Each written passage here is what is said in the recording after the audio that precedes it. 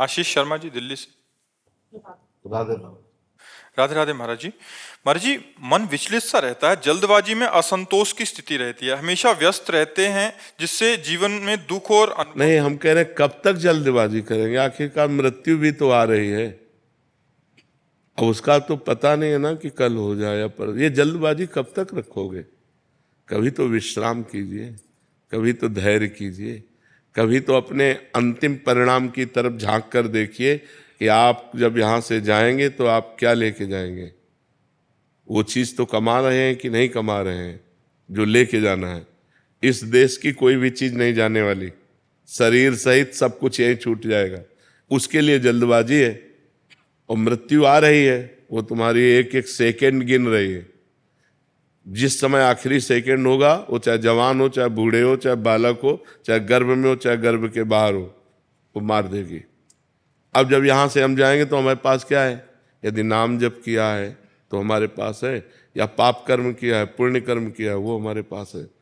तो ज़्यादा क्या हमने किया है, ये मरने के पहले गणित लगा लो। अगर पाप किए हैं तो उस गठरी में आग लगाओ, नाम जप करके, तीर्थयाटन करके, दूसरों को सुख पहुंचा करके। जल्दबाजी ज़्यादा ठीक नहीं है। कब तक करते रहोगे? पूरा जीवन हो गया। कभी विश्राम भी तो सोचिए, कब विश्राम मिलेगा? ये हो जाए, फिर ये हो जाए, फिर ये हो जाए, फिर ये हो, ये क्रम बना ही रहेगा। आज तक किसी का ऐसा नहीं हुआ कि अब मैं ये करना है, ये करना है, ये करना है, यही भ्रम बना रहता है। लेकिन मुझे भगवत प्राप्ति करनी है, मुझे भगवान से मिलना है, मुझे अब इस जन्म में ऐसा भजन करना है कि अगला जन्म ना हो, इसके विषय में कौन सोचता है? अगर यही सब करते रहे, शरीर छूट गया तो फिर पता नहीं कौन सी योनि प्राप्त हो। सुअर, कुत्ता, गधा, ऊंट, कितनी योनियां हैं। फिर हम जल्दबाजी में कुछ नहीं कर पाएंगे। तो हमें विवेक चाहिए, हम नाम जप करें, भगवान का चिंतन करते हुए कार्य करें, और बहुत धैर्यपूर्वक कार्य करें।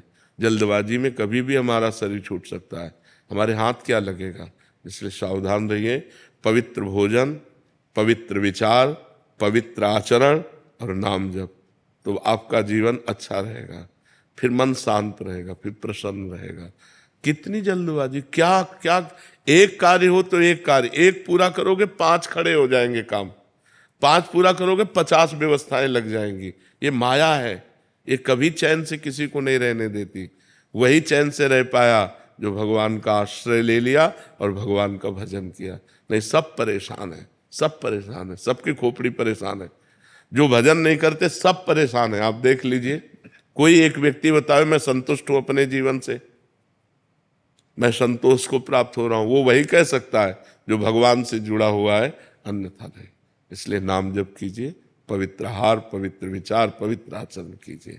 जल्दबाजी कहाँ तक करेंगे, कितना करेंगे? और जो कुछ करेंगे सब यही रह जाएगा। इसलिए आनंद मनाइए, मस्ती से जीजिए। मनुष्य जीवन मस्ती और आनंद के लिए, पर हम लोग मस्ती और आनंद शराब, व्यभिचार, गंदे आचरणों में ले जाते हैं। नहीं, जितेंद्रियता, पवित्रता, भगवान का चिंतन, इसमें आनंद और मस्ती होती है। जहाँ मस्ती की बात आई तो शराब और गंदे आचरणों की तरफ लोग भाग जाते हैं कि मस्ती उस, नहीं नहीं, उधर मस्ती नहीं, उधर तो पतन है, नाश है। मस्ती तो सच्चिदानंद भगवान की तरफ है।